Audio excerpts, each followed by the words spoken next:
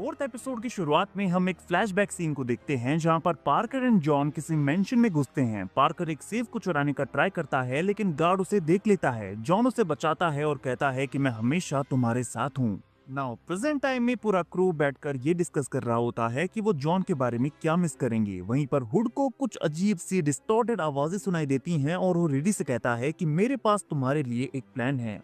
अब रिडी पार्कर के हुड के इस पीस को एग्जामिन कर रही है। नेटली भी इसे फिगर आउट करने का ट्राई कर रही है बट वो नहीं कर पाती कि एनर्जी आ कहां से रही है। ये वकांडन, क्री, स्टार्क या पिमटेक भी नहीं है। ये पीस डिसअपियर होता है और फिर रीअपियर होता है। नेटली रिडी से कहती है कि शूरी को कॉल करो, वो हमारी हेल्प कर सकती है, बट रिडी मना कर देती है।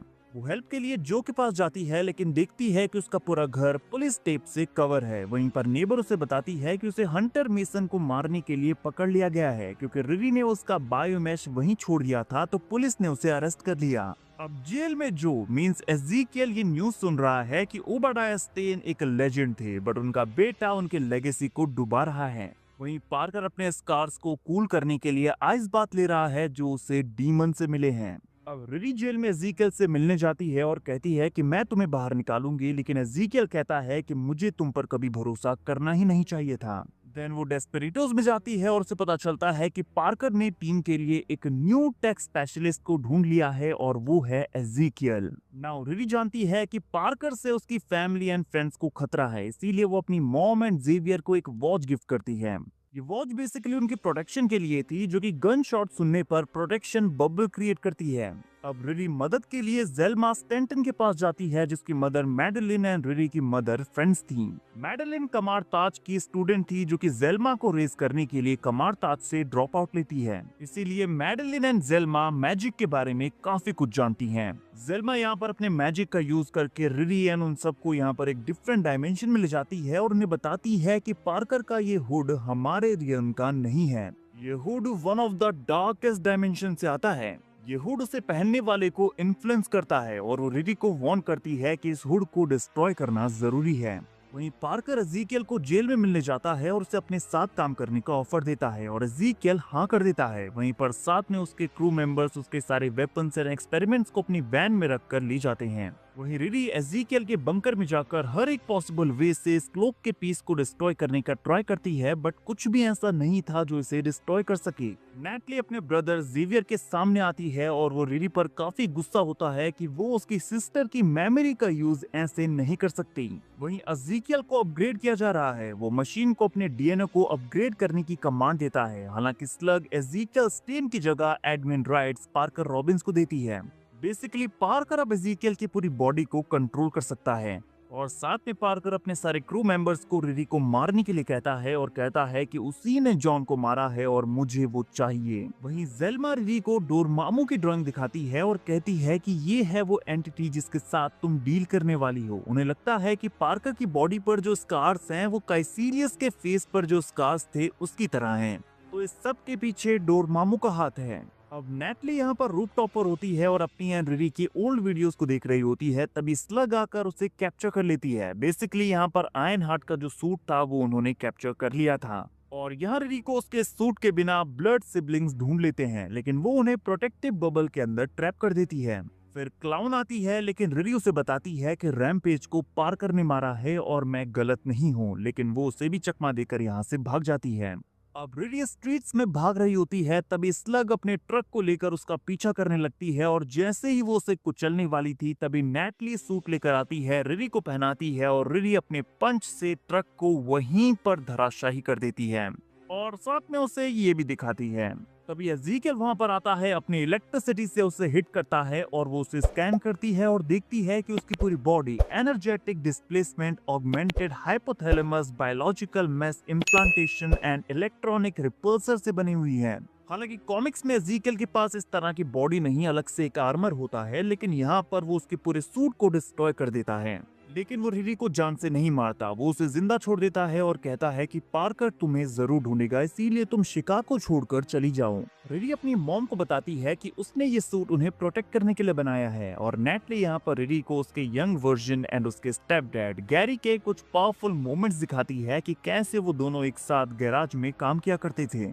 वहीं एज़ेकियल पार्कर को बताता है कि उसने रिरी को मार दिया है। पार्कर को उसके ऊपर भरोसा नहीं है, बट क्लाउन कहती है कि हाँ, उसने मार दिया है। फिर क्लाउन स्लग को रैम्पेज की ऑटो स्पाई रिपोर्ट लाने के लिए कहती है और वो देखती है कि रैम्पेज को सच में पार्कर ने ही मारा है।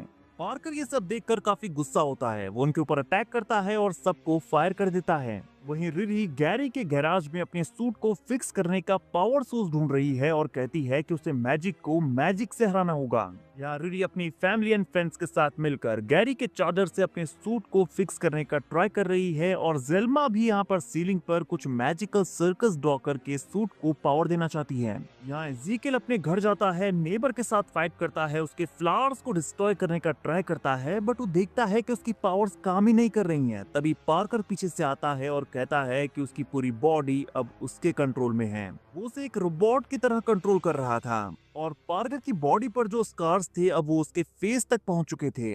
और वो दोनों यहाँ से उस मेंशन में वापस जाते हैं जो हमें एपिसोड 4 के स्टार्टिंग वाले फ्लैशबैक सीन में दिखाया गया था। इस मेंशन का ओनर था आर्थर, जो कि पार्कर का फादर है। और अब तक जितनी भी कंपनीज को पार्कर ने हिट किया था वो सारी ही आर्टवर्क्स टेक्नोलॉजी कंपनीज के पोर्टफोलियो में आती हैं, जिनका सीईओ उसका फादर है। और अब वो इस कंपनी एंड पूरे मेंशन को अपना बनाने के लिए अपने फादर को इन पेपर्स के ऊपर सिग्नेचर करने के लिए कहता है, क्योंकि आर्थर ने पार्कर को 12 साल की एज में घर से निकाल दिया था। और फिर वो इन पेपर्स के ऊपर साइन लेता है और यहाँ से चला जाता है। यहाँ जेल्मा रिरी के सूट के ऊपर कास्ट स्पेल करती है और सूट में मैजिक तो ऐड हो गया था, लेकिन नेटली गायब हो जाती है। नाउ आता है सीरीज का लास्ट एंड सबसे एक्साइटिंग एपिसोड, क्योंकि यहाँ पर आयरन हार्ट ही नहीं बल्कि एमसीयू के फ्यूचर के लिए काफी सारी चीजें सेटअप कर दी गई हैं।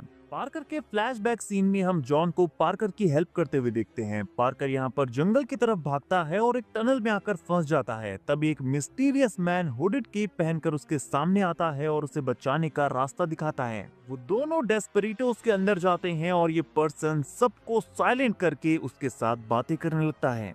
ये स्ट्रेंजर पार्कर से कहता है कि अगर हम दोनों मिलकर काम करें तो मैं तुम्हें इस जनरेशन का ग्रेटेस्ट ह्यूमन बना सकता हूँ। बोलो तुम सबसे ज्यादा क्या चाहते हो?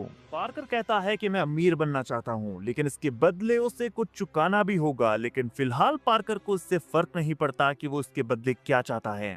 लेकिन वो इतना तो जान गया था कि ये स्ट्रेंजर बहुत ज्यादा पावरफुल है और वो उसे वो चीज दे सकता है जो वो चाहता है, क्योंकि कैफे में बैठे इन सारे लोगों को उसने फ्रीज कर दिया था। और जाते जाते ये स्ट्रेंजर अपना हुडेड क्लोक वहाँ पर छोड़ जाता है। पार्कर कहता है तुम कुछ भूल रहे हो, लेकिन वो कहता है ये तुम्हारा है।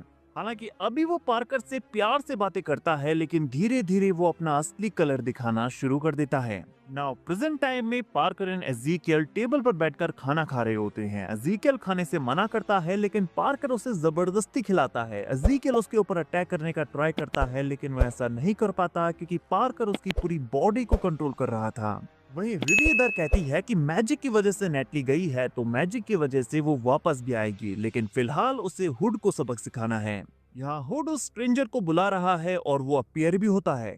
वो पार्कर से काफी अनॉयड है और कहता है कि ज्यादा मत बोलो, मैं तुम्हारी जगह किसी और को भी रख सकता हूँ जो तुमसे ज्यादा अप्रिशिएटिव होगा। एंड फिर वो गायब हो जाता है। नाउ रिरी डेस्पेरेटोज में आती है, एज़ेकियल से मिलती है, उसके साथ फाइट भी करती है, लेकिन एज़ेकियल उसे बताता है कि उसकी पूरी बॉडी हैक हो गई है। और फिर वो उसकी हेल्प करती है, उसे रीसेट करने का ट्राई करती है ताकि वो अपनी बॉडी पर दोबारा से कंट्रोल पा सके। और वो ऊपर जाती है, पार्कर के साथ फाइट करती है और पार्कर यहाँ पर एक डीमन लाइक क्रीचर की तरह बन गया है। उसकी आवाज भी काफी टेरिफाइंग लग रही है। इस फाइट में वो रिरी के सूट को डिस्ट्रॉय कर देता है, लेकिन ये एक ट्रैप था। रिरी अपने होलोग्राम से उसे ट्रिक करती है और हुड को उसकी बॉडी से अलग कर देती है।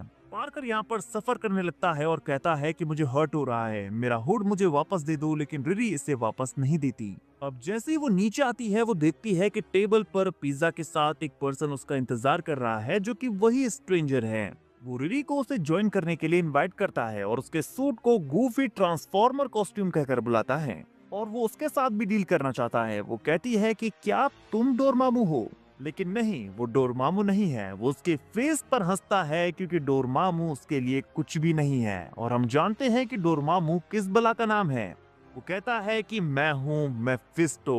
सो गाइस, फाइनली जिस कैरेक्टर का इंतजार हमें वांडाविजन से था वो फाइनली एमसीयू में आ चुका है। This is our Mephisto. और अगर वो डोरमामू के ऊपर हंस रहा है तो आप समझ सकते हैं कि मेफिस्टो डोरमामू से भी कितने लेवल ऊपर है।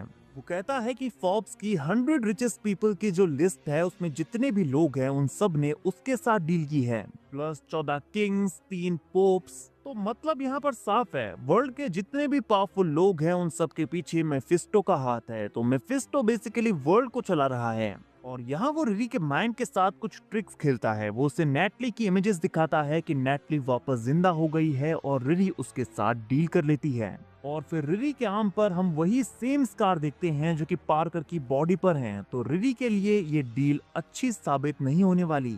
नेटली तो वापस आ गई है लेकिन रिरी को इसका प्राइस भी पे करना होगा। और अगर आप लोग मेफिस्टो के रियल लुक का वेट कर रहे हैं तो गाइज आपको बता दूं कि यहाँ पर स्पून के रिफ्लेक्शन में आप मेफिस्टो के रियल अवतार को देख सकते हैं जो कि ऑलमोस्ट कॉमिक एक्यूरेट है।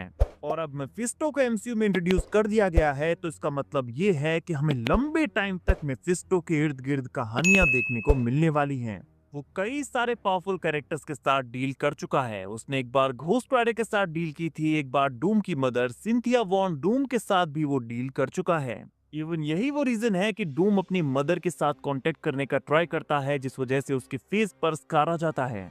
इसी वजह से डॉक्टर डूम हमेशा मास्क पहनता है। और यहाँ उसका गोल क्या है वो स्पेसिफिकली क्लियर नहीं किया गया है, लेकिन कॉमिक्स में मेफिस्टो को ह्यूमंस की सोल चाहिए होती है जिन्हें वो अपने हेल में स्लेव बना कर रखता है। नाउ बात करें आयरन हार्ट के पोस्ट क्रेडिट सीन की तो यहाँ पर हम पार्कर को सिटी में वॉक करके सुल्तान कैंडी शॉप में जाते हुए देखते हैं जहाँ पर वो जिल्मा से बात करता है और कहता है कि उसे हैवी ड्यूटी मैजिक सीखना है। तो पार्कर यहाँ पर बिना किसी शॉर्टकट के वीडियो अगर अच्छी लगी हो तो वीडियो को लाइक और चैनल को सब्सक्राइब करना ना भूलें बिकॉज ऐसी अमेजिंग वीडियोस हम डेली लाते रहते हैं।